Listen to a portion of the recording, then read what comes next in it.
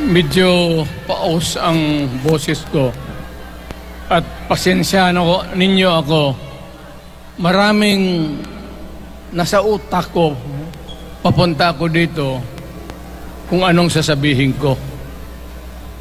Puno kanina ang kaalaman ko. Ang problema, nung sumayaw yung magkakaroon dito,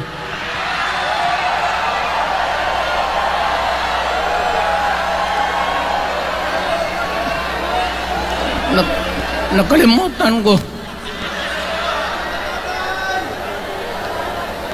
Matanda na rin kasi ako.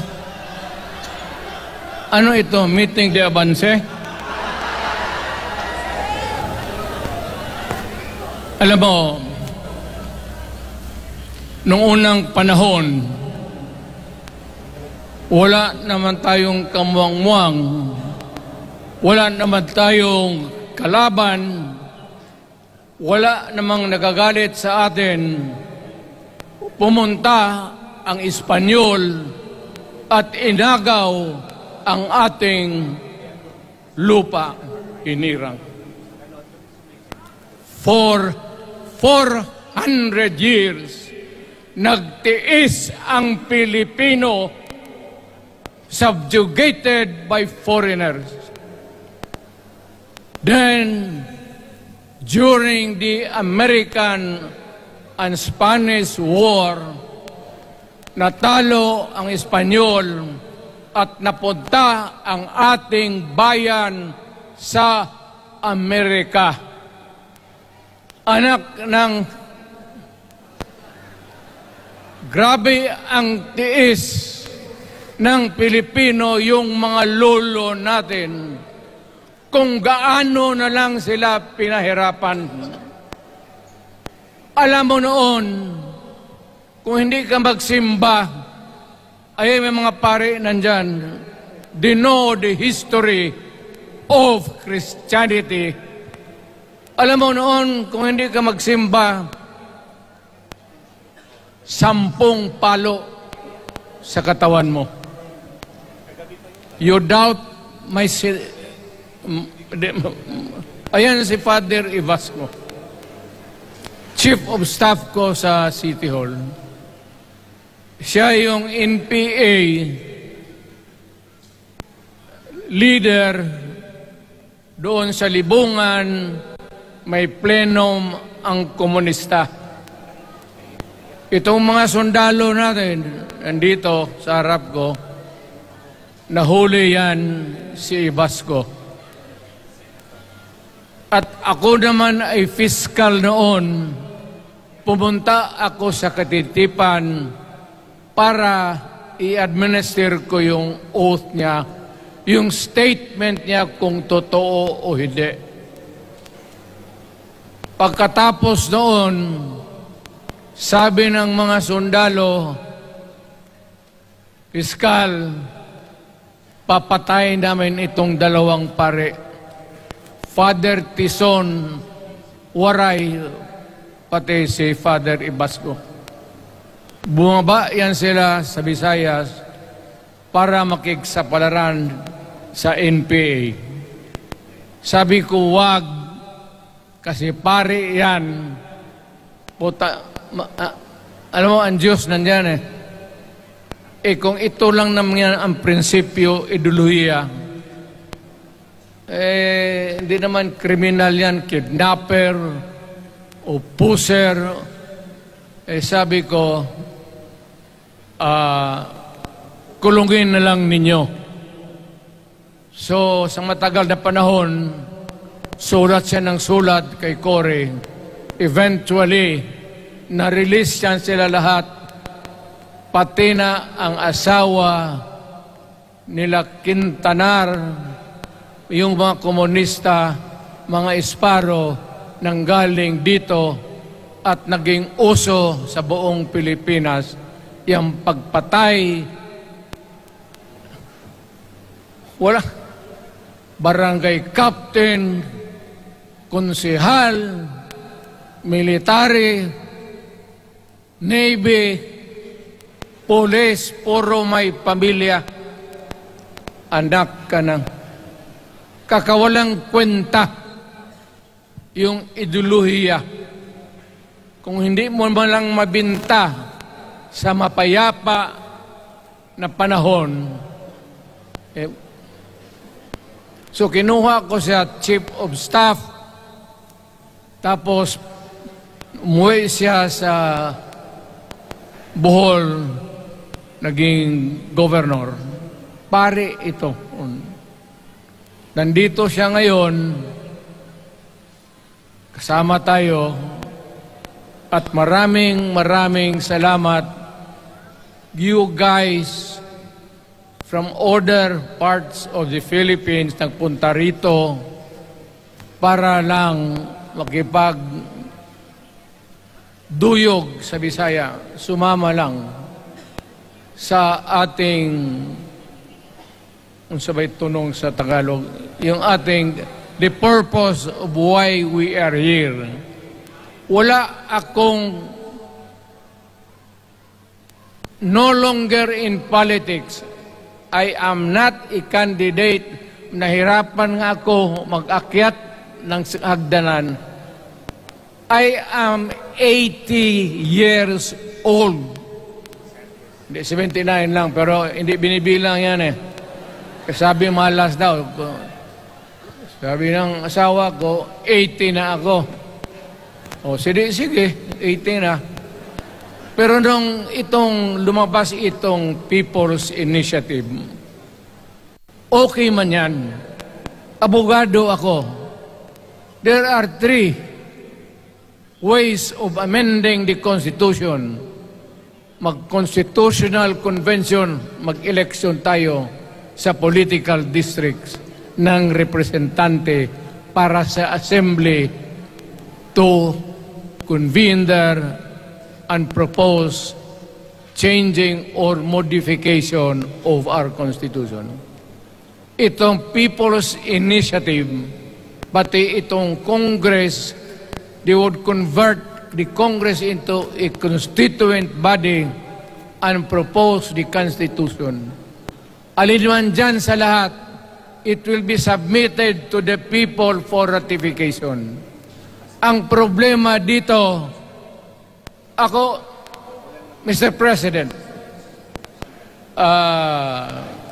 Ma'am Lisa Araneta Marcos, hindi ninyo ako kalaban. Wala akong sinasabi ng masama. Hindi lang ako makakampanya noon. Alam mo, iniiwasan ko ito. Itong panahon na ito talaga ang iniwasan ko kasi mapipilitan ako ngayon magsalita laban ng mga tao sa gobyerno.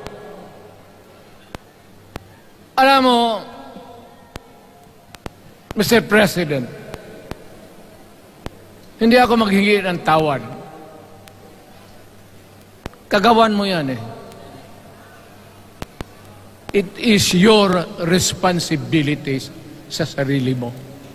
What you do in this world binds you. Iyo yan. Huwag mong sisihin ang ibang tao kasi sarili mong utak at katawan yan. Nung ako'y mayor, pinakitaan ako ng evidence ng PDEA. Doon sa listahan, nandoon yung pangalan mo. Ayaw kong sabihin yan kasi magkaibigan tayo. Kung hindi magkaibigan, magkakilala. Eh, ikaw pumapasok kayo ng alanganin. Mr. President, baka susunod ka sa dinaanan ng tatay mo. Diyan ako takot. Ayaw ko mangyari sa iyo yan. pabor lang ako namang nagmamakaawa kasi it will divide the nation at madugo itong panahon na ito. Alam mo, Mr. President, sabihin ko maya sa tao kung ano ka. Noong unang panahon, hindi tayo puro Bisaya nagkita-kita doon sa Luzon. There was a community of Filipinos. Galing Visayas, galing Ilonggo, galing Waray, galing Mindanao, galing Hulo, galing Lanao, Cebu, Samar, at Taas, Pampanga, Apare. Nagkita-kita yung mga minono natin. Kasi hinawakan tayo ng Espanyol, pati Amerikano. Nung dumating ang panahon na tayo'y nagkaharap na, sabi ng mga lolo natin, ano ang gawain natin sa bayan natin? Pwede ba tayong magbarangay-barangay lang o magkaisa tayo? Di na bale, iba-iba ang salita natin. It was agreed by the Filipinos then of all walks of life, ma-Ilocano, ma-Cebuano, mga taga-Mindanao, they agreed to form a constitution. Alam mo, yung constitution parang bahayan sa tao. May poste. Sabi natin, magawa tayo ng magandang opisina where we can meet and talk about the destiny of this country. Doon, they agreed na may malaking bahay, may poste, mga malaking poste, at may mga muebles at kwarto, living rooms and all. Ang usapan na from time to time, lumalaki na ang bayan at magdagdag tayo ng mga opisina sa mga opisyal. Maganda yun. Bahay yun. Mga sahig, nandyan lahat. Na mesa, desks, chairs and everything. Wala tayong pinag-usapan na sirain yung bahay na yun. It was intended for posterity at inabot sa atin yung konstitusyon na yan. Although it was amended and modified, but it is still the fundamental law since 1935 hanggang ngayon. At what keeps in Ilocano, Bisaya, Waray, Moro, bakit tayo nagkaisa? Magkaiba ang salita natin, ang pagkain, iba, ugali, iba. Bakit tayo andito ngayon? Dahil sa isang bahay. Yung bahay na yan, yung papel, the Constitution. Ngayon, ang Constitution is supposed to be a permanent thing. Ang batas na binigay ng Constitution sa Congress, sa lawmakers, they can make laws every day, modify, change it if they want, every week. Okay lang yan. Huwag ninyong pakialaman ang Constitution kasi yun ang bahay opisyal ng Pilipino. Anak ka ng, bakit pumasok sa utak ninyo yung People's Initiative? Anong nakain ninyo? There's nothing wrong with the Constitution right now. The environment in the Philippines seems to be positive, okay. Wala namang problema. Araw-araw, nakikita tayo. Punta Maynila, marami akong kaibigan, mga brad ko, mga classmate ko. Okay ang buhay natin.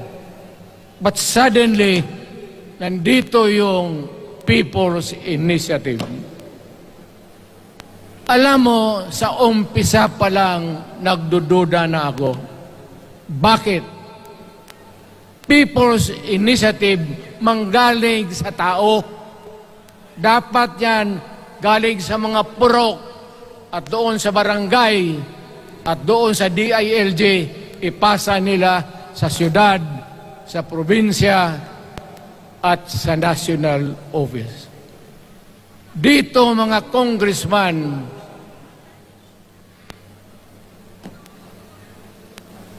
alam ninyo,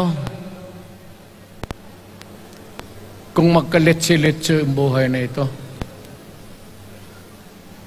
sabihin ko sa military, sirahan ninyo yung Congress.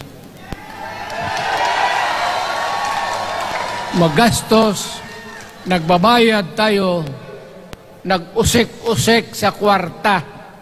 Sige pamayad para People's Initiative. So, what is the motivation? Galing ba sa puso ng tao yung pinipirma niya? Hindi yung pirma niya yung petition para ito, kaming nagsipirma dito, pumayag na merong pagkaiba ngayon sa Constitution. Pirma lang, pati pera. Anong klase yung putang inang yun? Ganon na lang ang tingin ninyo sa Pilipino. Pagka ganon, maghiwalay-hiwalay na tayo. Kayong taga Luzon, pumunta na yan sa Mindanao, mag-declare na lang tayo ng independence separate. Bakit binababoy ninyo ang bayan natin?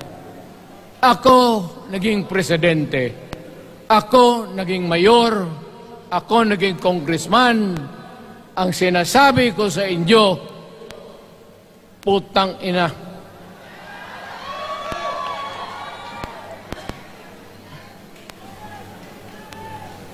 Malinis to. Baka ihi mo ito ha.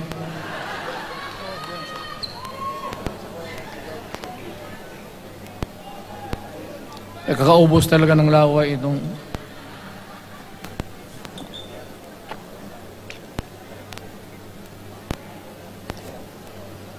What do you expect the national government, particularly ang Malacanang? Anong gusto ninyong response? Niwala kayong mga seminar na ganon. You never educated the Filipino people. You want the Filipino to remain ignorant para you can do what you want with the country. Yan ang totoo. Kasi ginagago ninyo para walang alam ang taong bayan. Well, kaming nakapag-aral at may alam kundi, hindi katanggap-tanggap yung ginagawa ninyo. Sa umpisa pa lang, binibili na ninyo yung signature ng Pilipino. Yun ba ang People's Initiative? You know, national, provincial, city, munisipyo, then the barangay. Yan ang echelons ng power sa gobyerno. Hindi naman ninyo gigamit ang barangay at binigyan mo ng 20 milyones isa't isa sa kanilang mga congressman. At binibili ang Pilipino Alam ninyo kung ano yan. Kaluluwa ang ninyo ang binibili ng taong bayan. Hindi ako mapayag ng ganon. Nakapag-aral ako, hindi naman ako ignorante. Bakit ka mag-people's change? Ang problema ninyo, ganito. Hindi pa, pauna. Ang malas ng Pilipinas, every president, almost all, pag naupo na dyan sa Malacañang, walang ginagawa kung mag-isip ang mga putang ina kung paano pahabain ang termino nila. That's the problem. Bakit ganon kayo? Ang demokrasya may eleksyon. Para naman, tignan din nyo, Presidente Osmeña Bisaya, ang napaalaala ko pa, Garcia, Bisaya, then Magsaysay Ilocano, then si Quirino Ilocano. Ganon dapat. Ang election is a cleansing process. Gumagalaw yan, huwag mong pigilan. Ngayon, kung ikaw nandyan, naupo ka, you stop the process of governance, hintuin mo, kasi pahabain mo ang termino, gusto mo, sabi ko nga sa iyo, Mr. President, kaibigan kita, Bingbong, pag pinilit mo ito, lalabas ka ng Malacañang kagaya noong panahon na pinalayas kayo.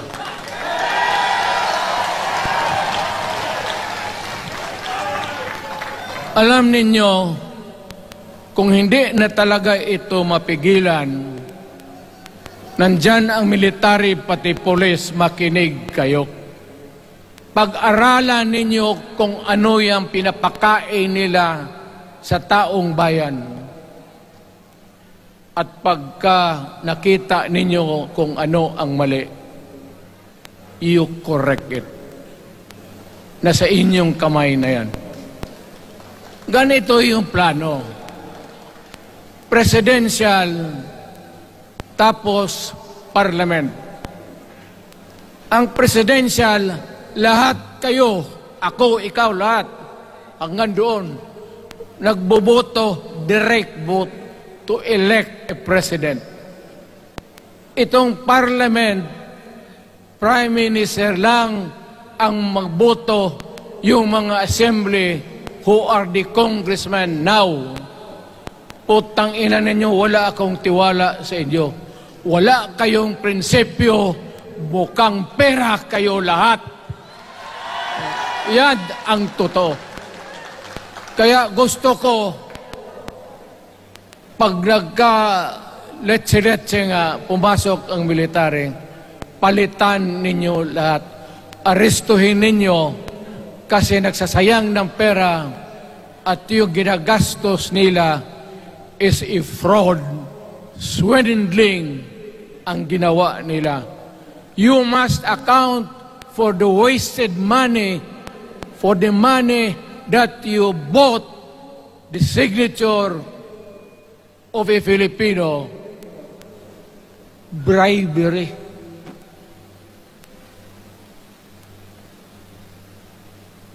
Magdasal lang kayo. If by the grace of God, mabalik ako,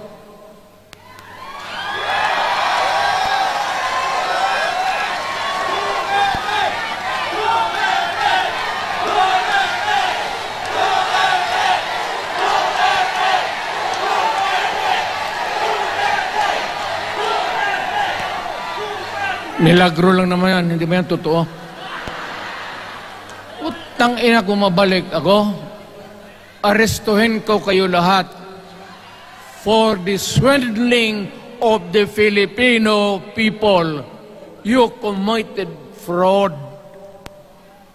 pinagsayangan ninyo ang pera namin.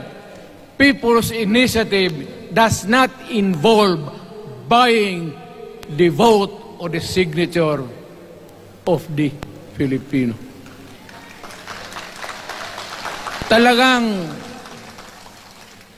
mga wala kayong prinsipyo, mga putang ina ninyo. Yun daw, baski ano ka, diyan katagal ako, yan o. Yung sa likod ko, umupo ako diyan. Vice Mayor ako. Diyan, Mayor ako, pinakamatagal. Naging congressman ako. Presidente. Kayo, nagpasok sa Congress, eleksyon, nanalo, Seiko. So parang ganito, yung mga, para sa mga balaga, pati lalaki. Pasok niyan, Seiko. Paglabas niyan, pagkatapos, Rolex na. Pumunta ng Malacanang, nakatamaraw, paglabas niyan, nagka-Mercedes-Benz. Busog kayo lahat. Tingnan ninyo yung mga bahay noon ng mga congressman at tingnan ninyo ngayon kung ano kayaman sila, lalo na yung mga bahay nila sa Maynila.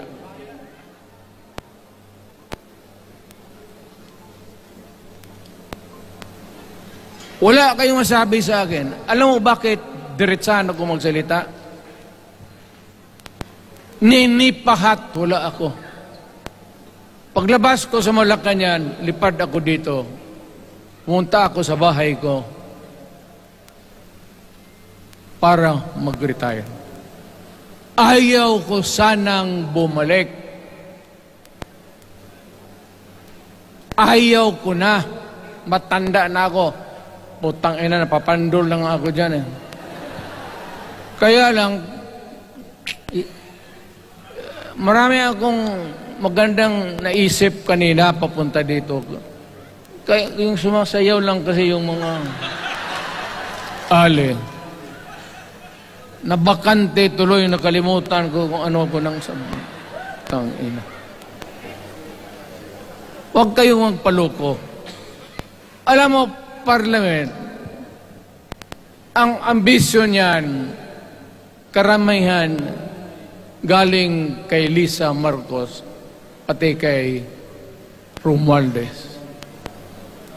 Bongbong bangag yan.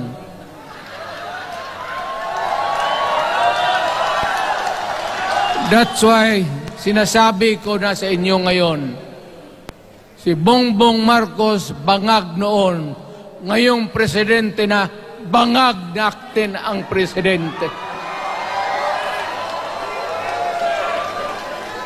Kayong mga military, alam ninyo yan. Lalo na yung nasa Malacanang. Alam ninyo. The Armed Forces of the Philippines, alam ninyo. May drug addict tayo na presidente. Putang inang yan. Ayun ang, bakit ako nagkaroon ng kaso ng ICC? Sabi nila, pinapagpatay ko raw yung mga drug pusher at drug addict. Mabutit na lang,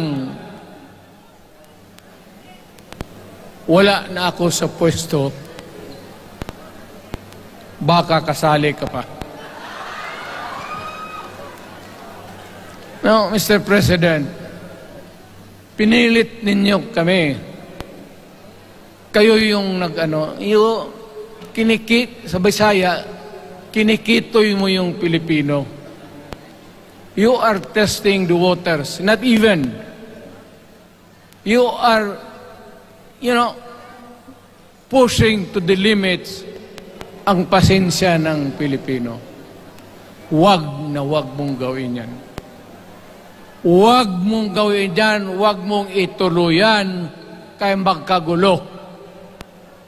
Pag hindi namin napilitan kayo sa mga rallies, sa aming mga boses, ang sentimento namin, ako'y Sinasabi. Sinasabi ko sa military. Nag-hemorrhage ang bayan, gastos dito ng gastos doon. Tapos kung mag-speech, ang pinag-usapan ang putang inang pobreng Pilipino. Gastos dito, gastos doon. Mga military, maawa kayo sa bayan. Pag hindi namin kaya, gawin na ninyo. Gawin ninyo, kawawa ang Pilipinas.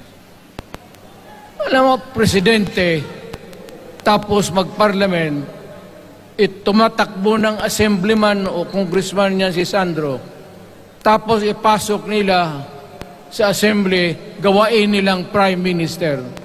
Yan nga ang sakit ng Pilipino. You want to perpetuate yourself in power at the expense ng buhay ng bayan. Mabuti sana kung bright kayo.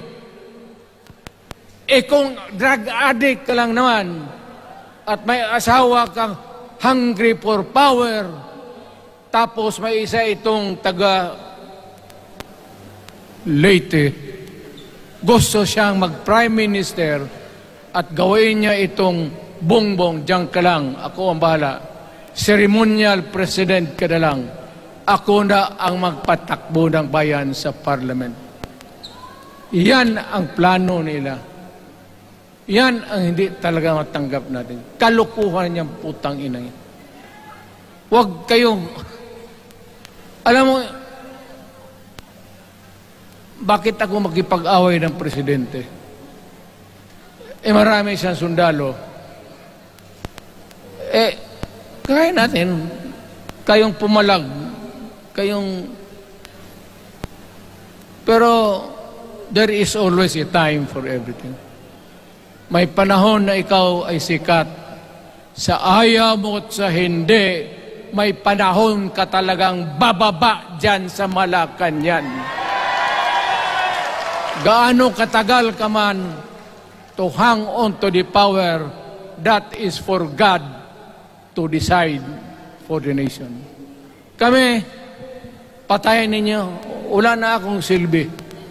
Tapos na ako, naging presidente na ako. Nakatikim na ako ng pag-upo ng silya dyan sa Malacanang.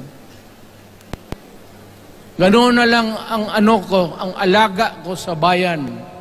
Alam mo ba, tanungin mo yung lahat ng senador, magbisita sila, isang kanin, isang pork chop o isda, sabaw. Noong panahon ko, sabi ko, yan lang ang mapakain ko sa inyo. Walang steak kasi mahal yan. Hindi natin pera itong kinakain natin. Yan ang totoo. Magtanong kayo ng taga-Malacan dyan. Oh. Hindi ako nagpabibida. Sinabi ko lang, huwag ninyong kalimutan, Mr. President, ang delikadesa. Mahirap yan. Magkaroon tayo ng... Ngayon, wala naman, yun naman lang ang dapat lang pagpintuhan natin. Huwag kayong pumayag dyan. Binabastos kayo. Anong bakit? Bakit nadalhin tayo sa parliament? Anak ka nang. So pag doon, kontrolado na nila, pati yung anak na assured na maging... Yan nga ang mahirap eh. Lahat na maging presidente, ang pamilya nila, walang inisip kung hindi paano titira dyan hanggang sa matapos ang panahon. May I remind you, itong election, papalit-palit ito. Para sa lahat, mayroong Ilocano, may Bicolano, may Bisaya. Hindi mo pwedeng suluhin yan. The election is a cleansing process. It does not, it's never the intention of the whoever wrote the Constitution na ikaw, isang Pilipino, taga Paway, taga Batangas, taga Davao, ikaw, Rodrigo Duterte, nandiyan ka na, huwag ka nang umalis. It was not the intention of the lawmakers. Demokrasya tayo, Mr. President. Huwag mong kalimutan na isang term ka lang pagkatapos bababa ka na. Pag ayaw mong bumaba, utang ina magkagulo ang bayan, sabihin ko sa inyo. Ngayon, nakikinig kayong mga military. Gusto ninyong iwasan ang dugo? Kayo lang ang makapigil nito. Putang ina, pigilan mo yung kalukuhan na yan. Pagka hindi itong rally na ito, it will multiply all over the Philippines and there will be trouble. Kami ako ang nauna kasi galit ako. Dumaan ako ng presidente. Not even for a minute did I think or was thinking of extending my term even for one day. Nung natapos ako sa araw na yon, bumaba ako, sumakay ako, lumipad ako dito sa Davao. Ikaw, Mr. President, hintayin mo yung 6 year, kalimutan mo na yung kay Romualdez, kasi yan ang magpahamak sa iyo. At maraming magagalit sa iyo, pati na ang militar. Kaya hindi na ako magtatagal. Yun lang ang dasal ko. Reject. Protect the Constitution. I am calling now the armed forces and the PNP. Protect the Constitution. Trabaho ninyo yan. Huwag ninyong kalimutan. Kami, inyong dapat, you should worry about the nation. The millions of Filipinos. Huwag kayong mag-isip lang ng isang pamilya. Putang ina. Ilagay ninyo sa utak ninyo yan. Bahala kayo. Balang araw, magsisihan. Pero kasi umuulan naman, hindi ulan. Hindi, shower lang yan doon sa Malacanang, ginagawa nila, pasirit doon.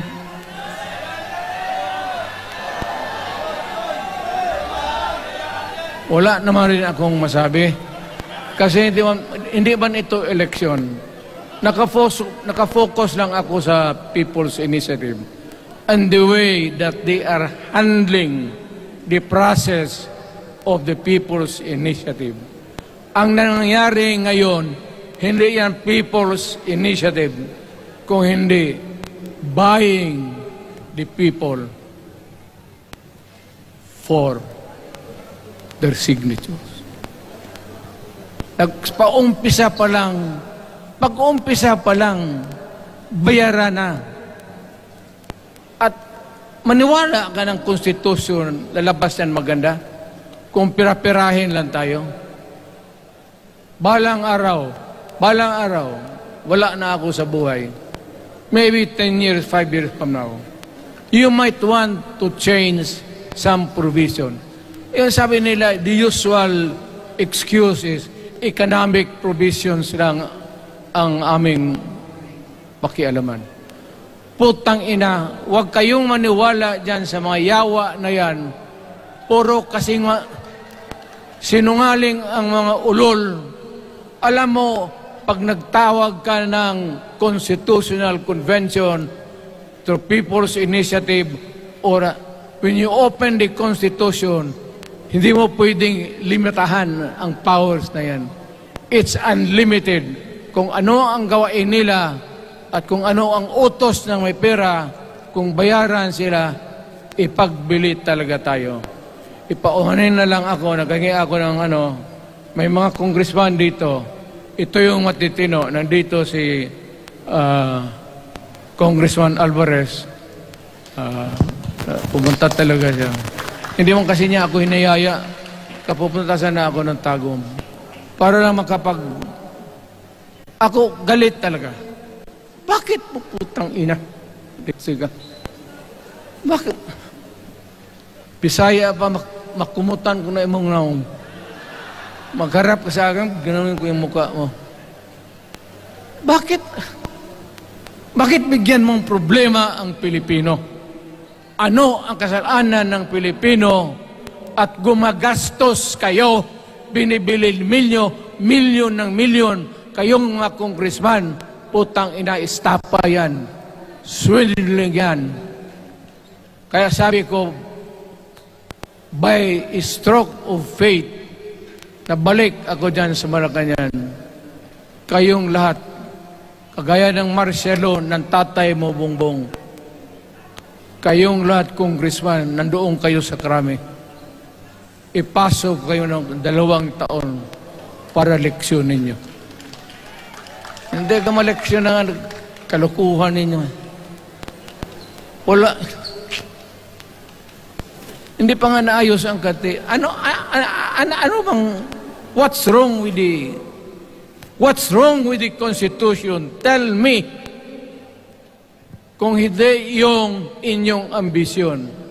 The real purpose itong constitutional changes sa People's Initiative is really to perpetuate those who are in power. Yan na lang ang ganyan ninyo. Marami akong sabihin, maybe kung patayin nila ako, putukin yung eroplano, wala na tayong magawa. Ngayon, kung sino, alam mo na kung sino, yung sa Malacanang, yun ang aristuhin ninyo. Sila nag-umpisa ng kaguluhan ito. Ladies and gentlemen, I am very thankful na nandito kayo, mga Tagalog, Bisaya, at taga-Maynila. And I hope that we will continue to love our country. Magbigay sila na pera, tanggapin ninyo, pera ninyo yan. Hindi ba ninyo na sa isip ninyo, bigyan kayo ng 1,000, 100, tanggapin mo, pera ninyo yan. Pati yung sa bulsa nila, kinakain nila, at pinagbili ng bahay kung saan-saan, pera ninyo. So, make sure na bago kayo lumabas lang naman sa mundong ito, may panahon lahat, mamatay tayo. Mag-iwan kayo ng isang prinsipyo. Sabi ninyo sa mga anak ninyo, tinanggap ko yung pera kasi pera natin ito, ibili natin pagkain. Pero yung prinsipyo natin, huwag natin ipagbili.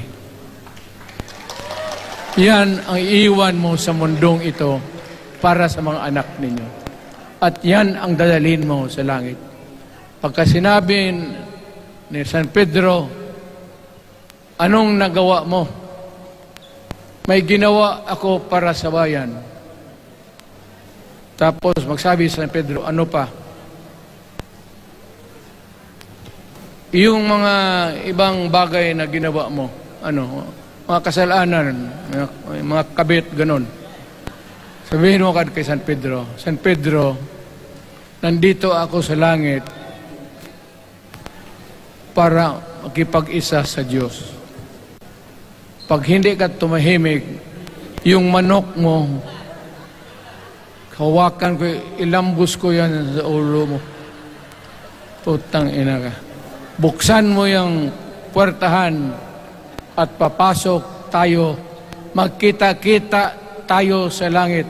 Lahat kayong hindi nabili. Sigurado ako, langit kayo. Kaya basing anong kasalanan niyo, okay na yan. May guarantee na kayo yung passes. Mahalaga yan as a matter of principle. Prinsipyo sa tao. Maraming salamat po.